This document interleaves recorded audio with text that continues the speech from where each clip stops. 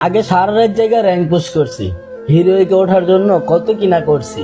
আগে গেমে রিবেক পয়েন্ট ছিল না, তাই নিজে মরে গেলে ধৈর্য ধরে টিমমেটের পুরো খেলা দেখছি। মাইনাস লাগানোর বয়ে বিড়ি খর বন্ধুরে বিড়ি খাওয়া গেমের টপ 10 করছি। অনেক পুরো প্লেয়ারের গ্রুপে যে অনেক রিকোয়েস্ট করছে একটা ম্যাচ খেলার জন্য, তাও তাদের সাথে খেলতে নিত না, কারণ নতুন প্লেয়ার ছিলাম বলে। আগে একটা হিরোইকের প্লেয়ার দেখলে বর্তমানে গ্র্যান্ড মাস্টার প্লেয়ারের থেকেও বেশি সম্মান দিছি। তোমাদের হয়তো অনেকেরই মনে আছে লকডাউনে আমরা কত কষ্ট করে গেম খেলছি, কখনো বা পুলিশের দৌড়ানি, আবার কখনো এলাকার কিছু মুরব্বীদের জারি শুনেও গেম খেলছি।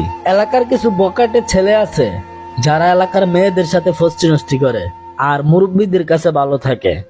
আমরা ফ্রি ফায়ার গেম খেলি, মেয়েদের দিকে তাকানোর সময়টা বন্ধ পাই না, তারপরে মুরব্বীদের চোখে ভালো না।